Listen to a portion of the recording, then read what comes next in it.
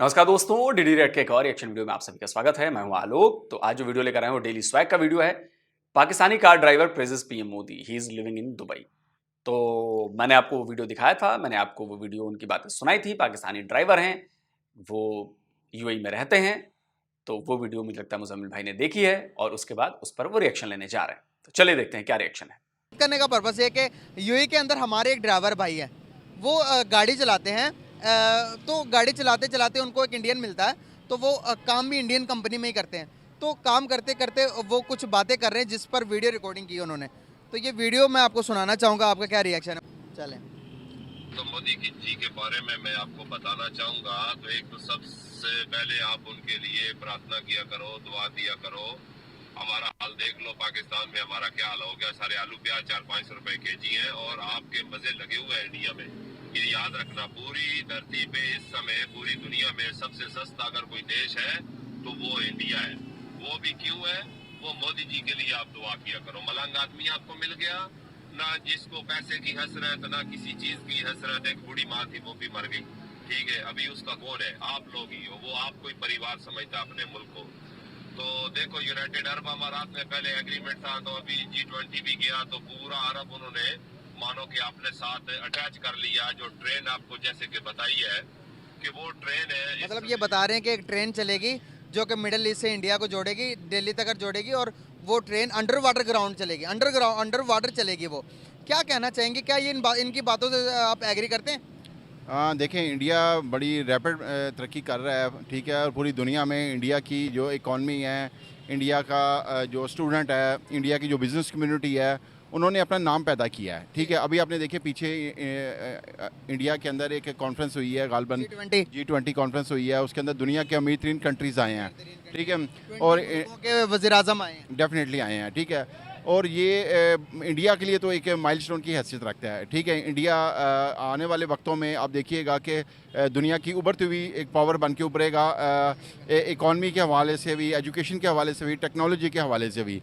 तो अब हम पाकिस्तानी हैं, तो हम पाकिस्तानी कंपेयर करें तो हम शर्मिंदा हैं बहुत ज़्यादा, ठीक है। उसकी वजह यह है, वजह भी मैं आपको बता देता हूँ। क्योंकि मैं मेरी मास्टर्स एजुकेशन है पॉलिटिकल साइंस में, मैंने इंटरनेशनल रिलेशन में भी। आपकी ज़ुबान से पता चल रहा है, जिस तरह से एक एजुकेटेड बंदा जब बोलता है तो और वो फैक्ट्स के ऊपर बात करता है। और इससे पहले जब मैंने ये वीडियो एक बुजुर्ग को दिखाई तो वो कहने लगा लानत भेजो। अच्छा, मेरी बात सुने ना, मैं let me carry on.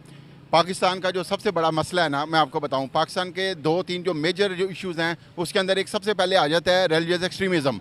Religious extremism जो है ना, वो उसका मतलब है कि मुआशरा जो है ना, ये मुल्लाज़दा मुआशरा है। ये मुल्लाज़दा मुआशरा है ना, ये आपको कभी भी इंडिया के साथ रिलेशन नहीं बनाने देगा। ये इंडिया को, ये उनको जितने भी वेस्टर्न वर्ल्ड है, जितने भी अमेरिका है, उनको अपना दुश्मन समझता बचपन से। हमने 70 सालों में एक ही चीज़ देखी है जी, वो युद्धों निसार आपके दुश्मन है, ठीक है। अब आप यहाँ से अंदाज़ा लगा लें कि सऊदीया के ताल्लुकात हैं इसराइल के साथ, टर्की के ताल्लुकात हैं इसराइल के साथ, यूएई के ताल्लुकात हैं इसराइल के साथ, पूरा मिडल ईस्ट क्या उनके सारे। और हम इसी मज़हब की कैद में बैठे हुए हैं, हमें बाहर निकलने नहीं दिया जा रहा। और ये हमें बाउंड नहीं करता सर। मज़हब तो कहता है कि पूरी दुनिया के साथ आप ट्रेड करो। दीन तो ये कहता है पूरी दुनिया के साथ ट्रेड करो, चाहे जो भी कास्ट है, जो भी रिलेशन, उनका रिलीजन है, डजंट मैटर, इसकी परवाह नहीं करनी चाहिए, ठीक है। ये करनी चाहिए। लेकिन यहाँ पर जो मज़हब की कैद है ना, इसने मुसलमानों को जो है ना एक घर के अंदर बंद कर दिया है। इनको बाहर निकलने की इजाज़त ही नहीं है। आप यहाँ से अंदाज़ा लगा लें कि इस हद तक हम डरे हुए हैं, इतने डरपोक हैं। हमारे रूलर्स भी जो है ना, वो इतने ज़्यादा हो चुके हैं, रूलर हमारे इतने ज़्यादा फ्रस्ट्रेटेड हैं, इतने ज़्यादा खौफज़दा हैं कि वो मुल्लाओं की इजाज़त के बगैर एक कदम नहीं बढ़ा सकते। जबकि इंडिया, फिर उसके बाद यूएई, टर्की, सऊदी अरब, वो इन चीज़ों से कैसे बाहर निकल के, मुल्लाओं की कैसे निकल के दुनिया में उन्होंने नाम बनाया। पाकिस्तान आज भी थर्ड वर्ल्ड नहीं है, ये फोर्थ वर्ल्ड कंट्री है पाकिस्तान। और उसकी सबसे बड़ी रीज़न है यहाँ पर मुल्लाज़दा मुआशरा है। ये आपको कभी भी तरक्की नहीं करने देंगे। पाकिस्तान तरक्की उस दिन करेगा जिस दिन मुल्लाओं से निजात हासिल करेंगे। जब तक मुल्लाओं का इस मुल्क में चौतराहट है, उनकी बदमाशी है, ये आपको दुनिया में कभी भी कामयाब नहीं होने देंगे। सही, बिल्कुल सही हो गया। मैं सर एग्री भी करता हूँ कई बातों से आपकी।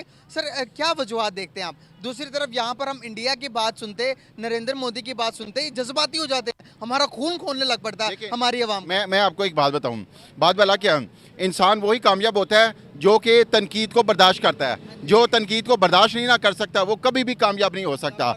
आपके अंदर ये सलाहियत होनी चाहिए कि आप तल्ख बातों को कड़वी बातों कहते हैं, reality is bitter and uncomfortable. हकीकत जो होती है बड़ी तल्ख होती है, इसको हजम करना किसी किसी के बस की बात है। हमारा जो आपने बात कही है ना कि लोग फ्रस्ट्रेटेड, जो गुस्से में जज्बाती आते हैं, उसकी वजह है, मैं आपको उसकी वजह बताऊं, हमारा मुआशरा तकरीबन मोर देन 75% या मोर देन 80% जो है ना वो एक्सट्रीमिज़म है।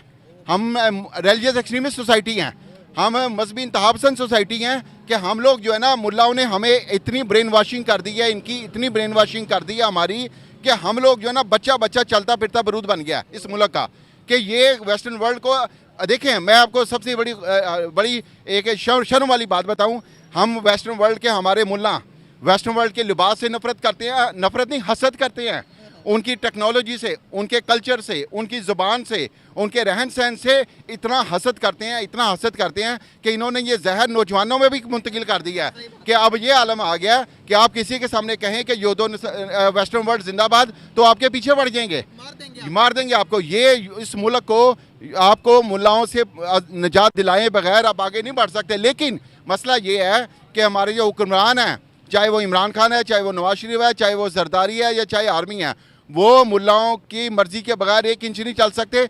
इस हवाले से कि हमें वेस्टर्न वर्ल्ड के साथ रिलेशन मजबूत कैसे होने चाहिए, मुल्ला अपनी चौतराहट दिखाएंगे, ज़रा सी बात के ऊपर सड़कों पे आ जाएंगे, अपने घर को आग लगाएंगे, और दुनिया तो तमाशा देखेगी कि आप नुकसान अपना कर रहे हो, उनका कुछ नहीं बिगड़ा।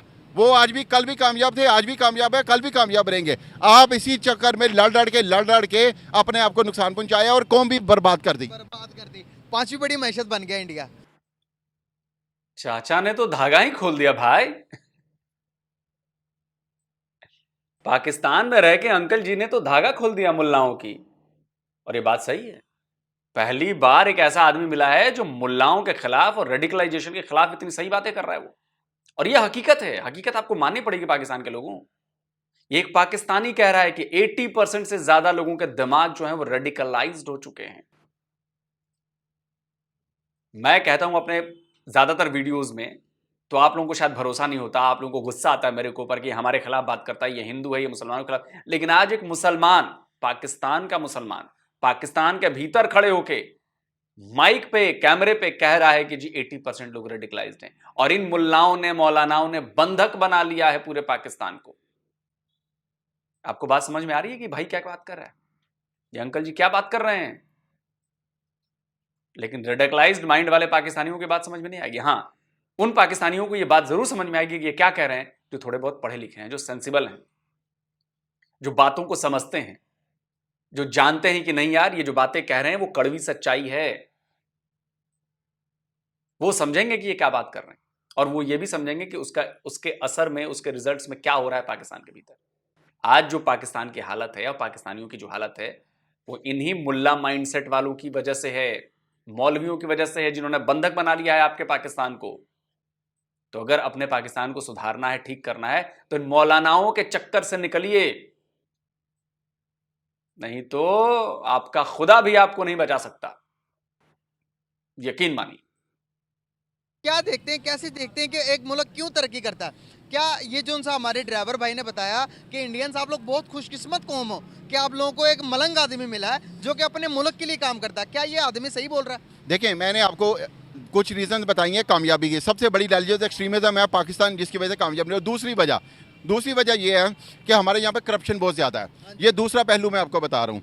करप्शन एक इतना बड़ा नासूर बन चुका है, आप अंदाज़ा लगा लें कि हमारे, चाहे वो तहरीक इंसाफ है, चाहे वो नून लीग है, चाहे वो पीपल पार्टी है, चाहे वो MKM है, चाहे ANP है, यही 5 जमातें हैं ना मेन।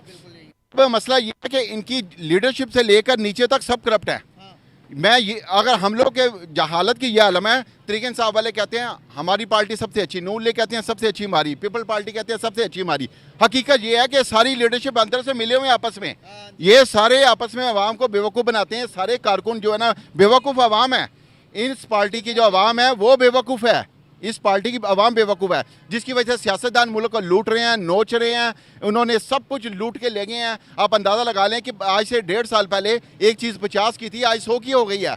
उसकी वजह ये नहीं है कि इन्होंने कर्जा उतारा है, उसकी वजह ये है इन्होंने बड़ी बड़ी कंपनी से किक बैक्स लिए हैं, कमीशनें ली हैं और कंपनियों को अथॉरिटी दे दी है कि आप 50 की चीज़ 100 की बेचो, हमारा हिस्सा यहाँ रखो, हमारी कमीशन यहाँ रखो, हमारी किक बैक यहाँ रखो, आपको खुली अथॉरिटी दी जाती है। जब यहाँ पर आर्मी भी करप्ट है, सियासतदान भी करप्ट है, लीडर भी करप्ट है, जिसकी वजह से अवाम जो है ना वो इतनी बदजन हो चुकी है कि अवाम चोरी चकारी पे आ गई है, डकैतियों पे आ गई है और मुल्क में लॉ एंड ऑर्डर की सिचुएशन खराब हो चुकी है। सर आप पाकिस्तानी है ना वाकई में? अल्हम्दुलिल्लाह मैं आज तक पाकिस्तान से बाहर नहीं गया।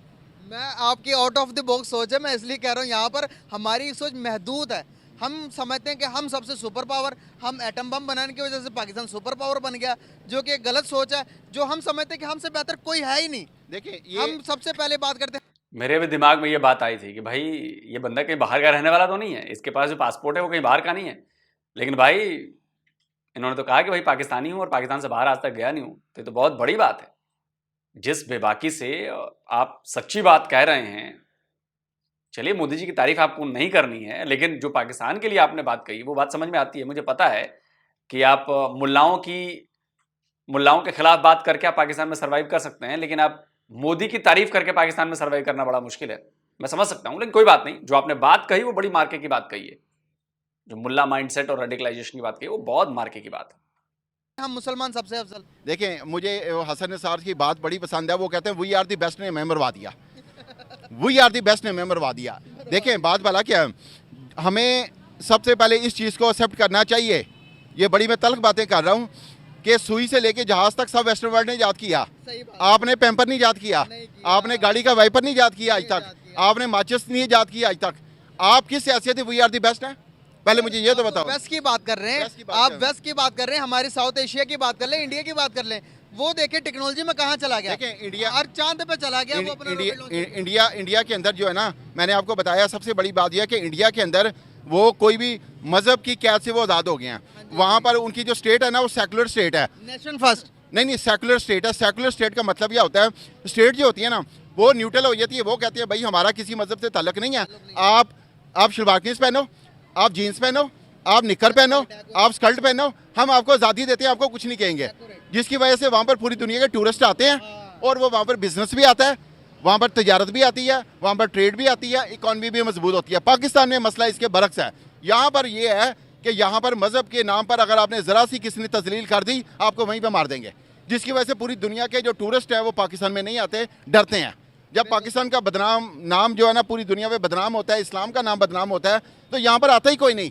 जिसकी वजह से ना इंटरनेशनल बिजनेस यहाँ पर आ रहा है, यहाँ पर इतनी ज़्यादा यहाँ पर अंदाज़ा लगाने की दहशतगर्दी है, इतनी ज़्यादा।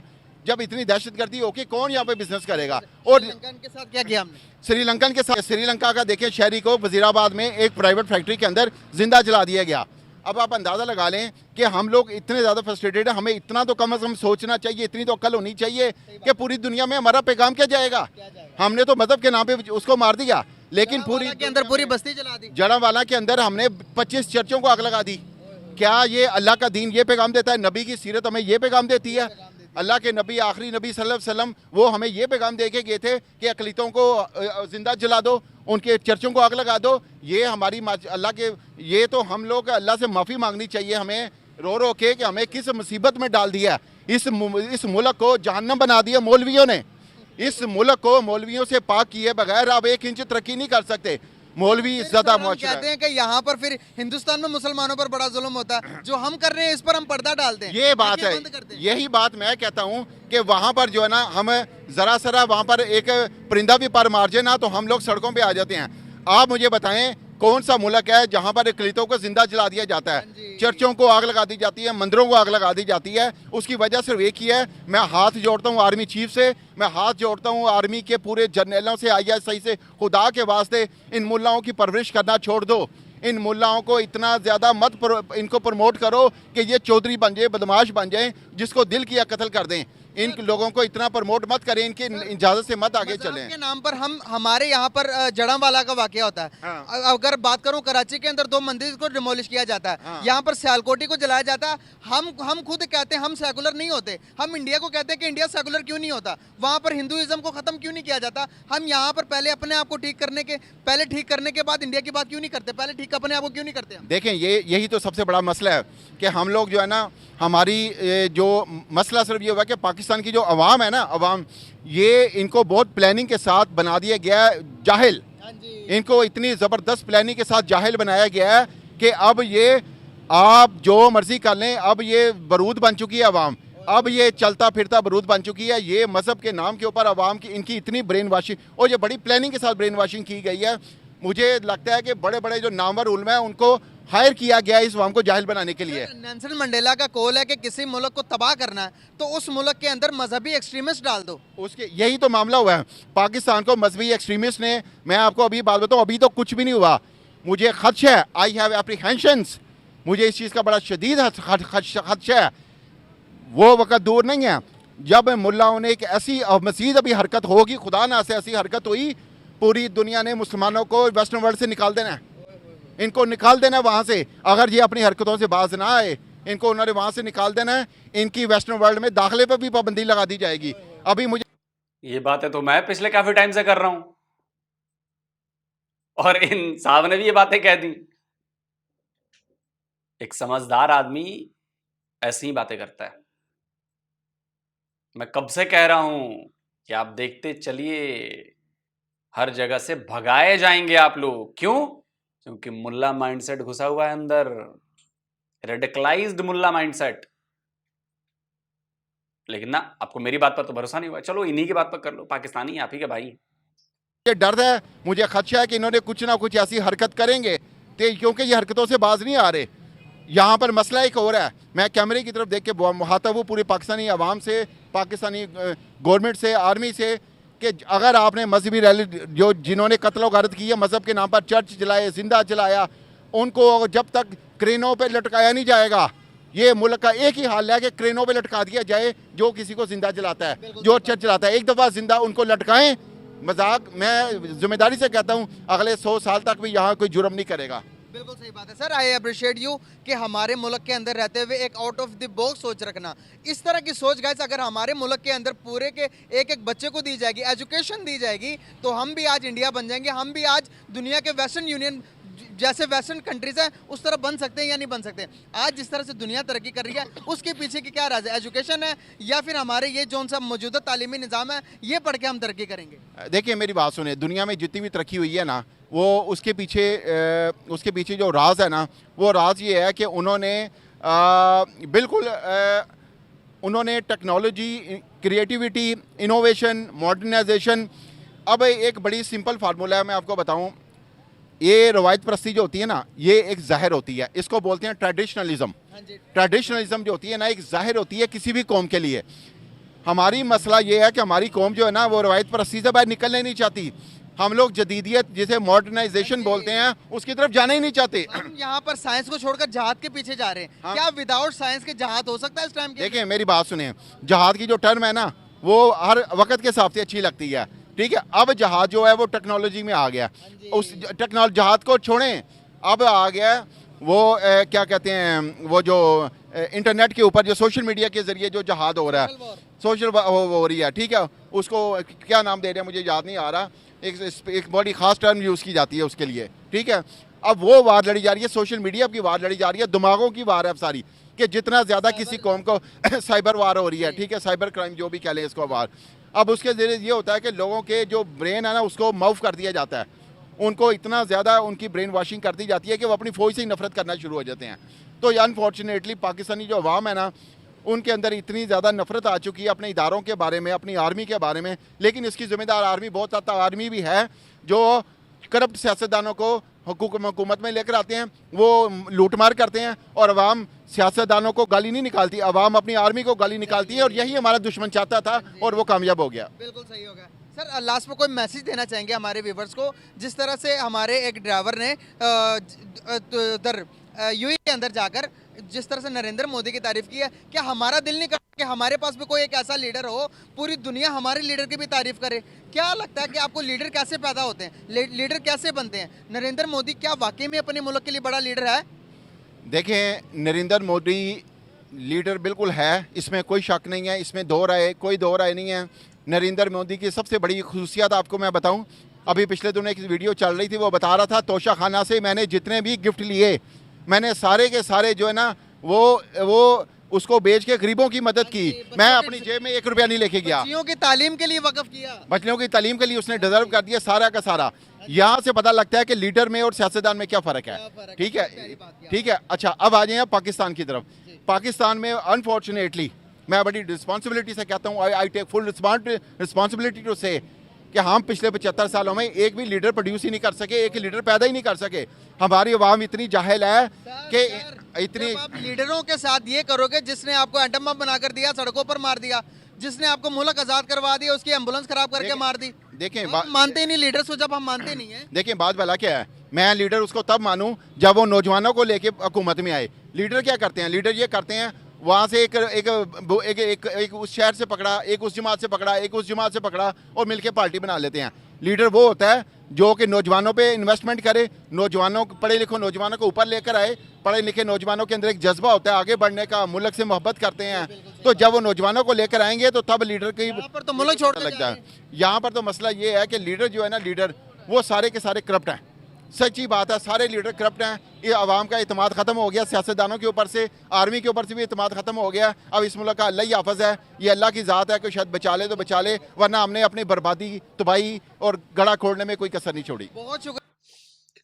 चलिए वीडियो खत्म करते हैं। और यही बातें मैं भी करता हूं कि आप लोगों ने अपने मुल्क को तबाह करने में कोई कसर नहीं छोड़ी है। रेडिकलाइजेशन की मैं बात करता हूं, कट्टरवाद की बात करता हूं, इस्लामिक कट्टरवाद की बात करता हूं, तो आप लोगों को बातें बहुत बुरी लगती हैं। मेरे देश के भीतर भी कई लोगों को ये बातें मेरी बुरी लग जाती हैं।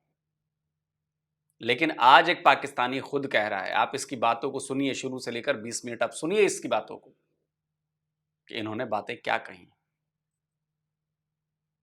अगर आप इनकी बातों को सुन के समझ जाएंगे और उसको फॉलो करेंगे तो आप अपना देश ठीक कर सकते हैं। लेकिन मुझे लगता नहीं है कि ऐसा होगा, क्योंकि पीढ़ी दर पीढ़ी तो वो जहर भरा गया है ना जहन में, वो इतनी आसानी से दूर नहीं होगा। बात यह है कि अगर किसी की तारीफ हो रही है तो क्यों हो रही है? क्योंकि रिजल्ट्स दिख रहे हैं, काम जमीन पर दिख रहा है, डेवलपमेंट जमीन पे दिख रही है, लोगों को सुविधाएं जमीन पे दिख रही हैं। और हमारे यहां हमारी सरकारों ने, मैं किसी एक सरकार की बात नहीं करता, 1947 से जब से हमारे लोगों पर ट्रांसफर किया गया सत्ता, जो ट्रांसफर की गई हमारे यहां अंग्रेजों के द्वारा, उसके बाद हमने काम किया है तो उसका असर दिख रहा है। हमने इसरो के लिए काम किया तो उसका असर दिख रहा है। आप लोगों ने नहीं किया, आप लोगों ने बस रेडिकलाइज किया अपनी जनरेशन्स को। और ये बात बिल्कुल सही है, मौलानाओं मुल्लाओं के चंगुल में आप लोग फंसे हुए हैं। उस चंगुल से बाहर निकलिए, दुनिया बहुत बड़ी है और नहीं निकलेंगे तो पूरी दुनिया में कहीं आपको जगह नहीं मिलेगी। बस जो इलाके आपके हैं बस उसी में सीमित रह जाएंगे। और जो लोग जाके दूसरी जगह बसे हैं वहां से लात मारकर भगाए जाएंगे, इनफैक्ट भगाए जा रहे हैं। लेकिन अभी भी आपके दिमाग में ये बात घुस नहीं।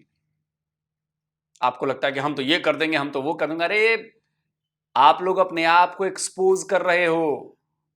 जो चीज दुनिया को आप लोगों की हरकतों की वजह से शायद हो सकता है 50-100 साल बाद पता चलती, वो आप लोगों ने पहले ही एक्सपोज कर दिया खुद को। अच्छा हुआ, दुनिया संभल जाएगी, दुनिया देख रही है और दुनिया क्लियर हो रही है आप लोगों के बारे में।